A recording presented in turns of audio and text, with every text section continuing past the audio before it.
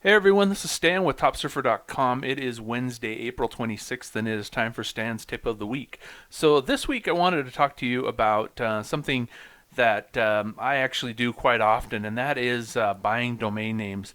Whenever you have a website, you actually need three main things. You need a domain name, you need hosting, and you need content for the site. Those are the main three things to make a website up.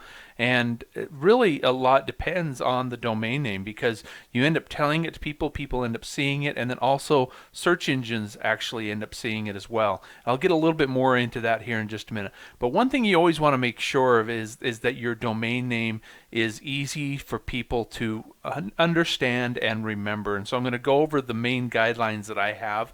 Now, I haven't always followed these guidelines myself, but I try as much as I can. So let's just get to it right now. The first one is to try to keep the amount of characters in the domain name under 12 characters. So that's before the dot.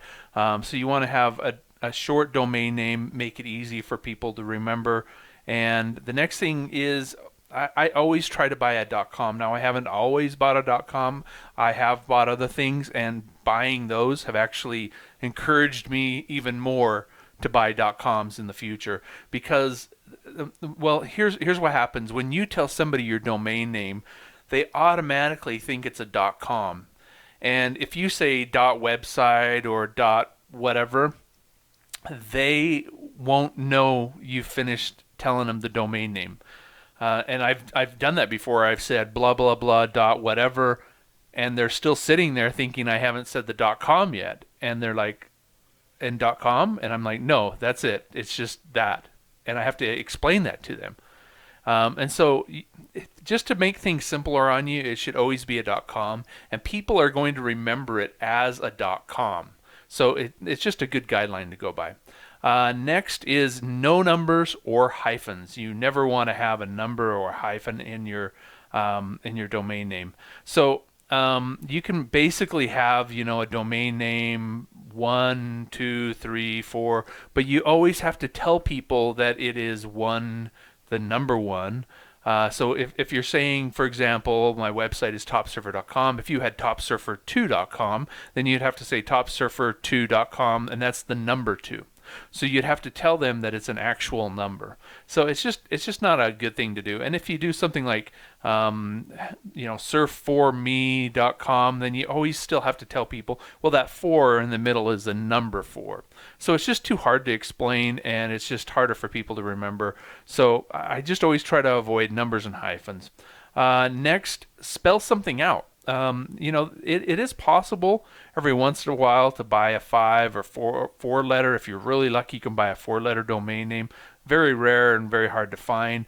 Most of the ones that are available for sale are spell nothing at all, and so it's really not a good thing to just go buying letters that spell nothing, because then you end up going through the same thing as the number problem. LB, CG, and then you have to say, well, that's L, these are all the letters, LBCG, whatever it is, .com. And so it's just not a good idea to do that. The next thing is try to include your keywords if you can. If it's better, if you can find a name that's more memorable without the keywords in it, that's fine. But always try to include the keywords if you can. That's actually going to help you in your SEO rankings if you can have really good keywords in there. And really, that's it. I mean, if you can go through and you can find a domain name that's perfect for you, get creative.